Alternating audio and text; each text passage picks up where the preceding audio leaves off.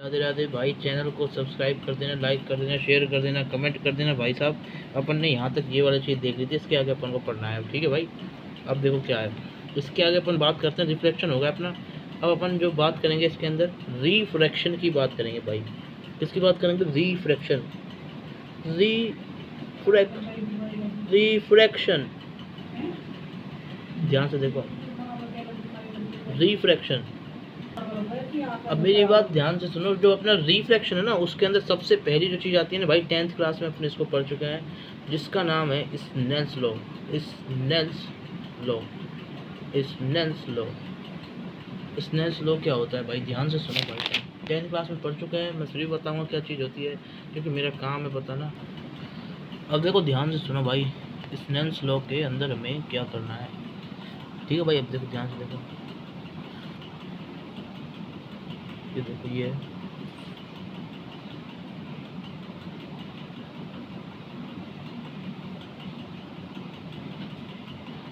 देख लो भाई, ध्यान से सुनते रहो, ध्यान सुनते रहो। ये हमारा क्या है भाई साहब? ये हमारा मीडियम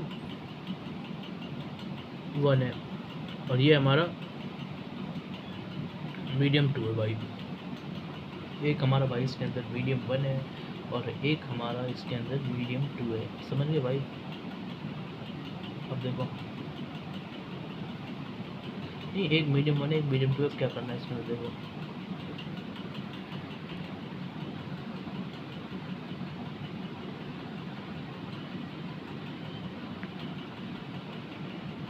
अब देखो कहानी क्या होती है इसका, ये तो आप समझ गए, ठीक है। ये हमारे कुछ इस इंसिडेंट रे से गई, ठीक है।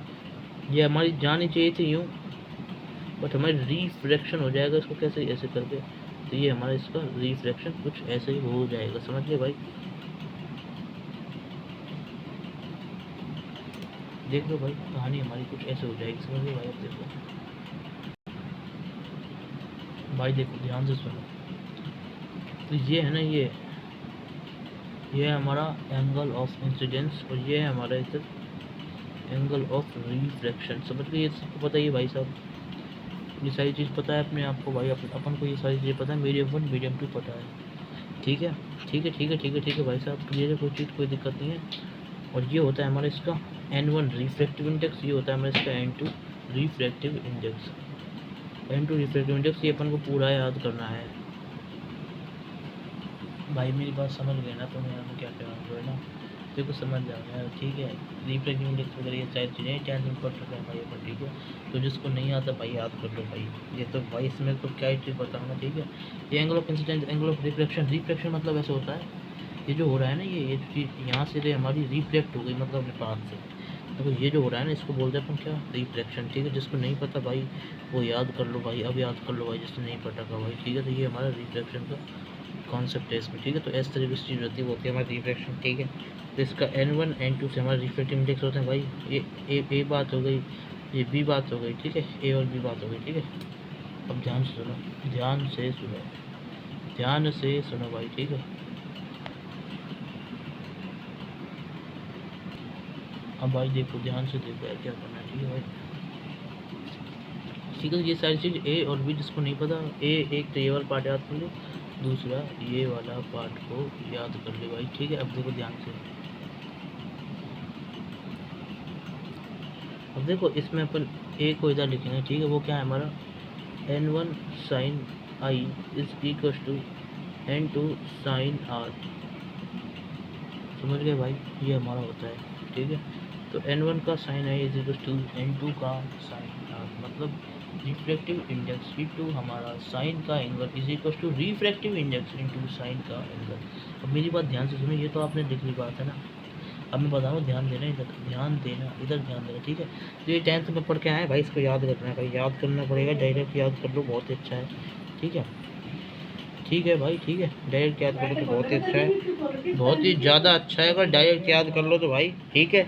अब सुनो सुनो सुनो सुनो, एज पर फिगर, इस फिगर के अकॉर्डिंग अगर अपन बात करें तो भाई ये अपन को फिगर दिख रहा है, ठीक है।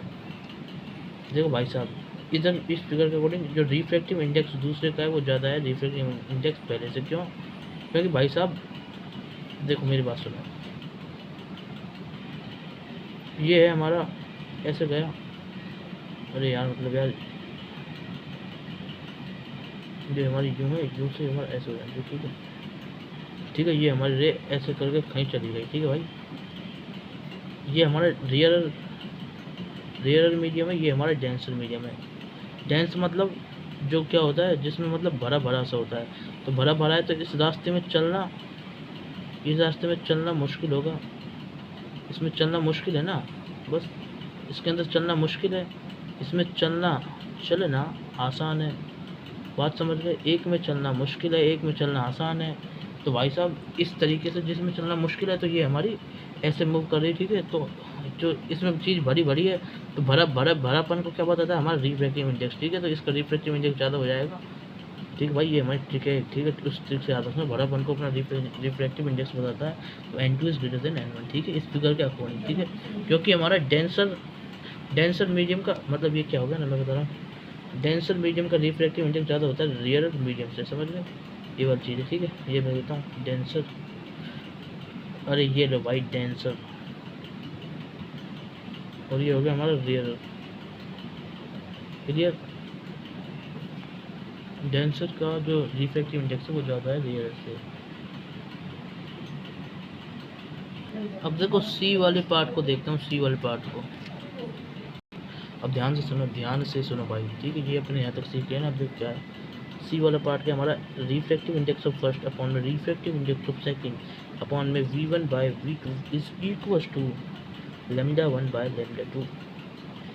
भाई ऐसा होता है, समझ गए भाई।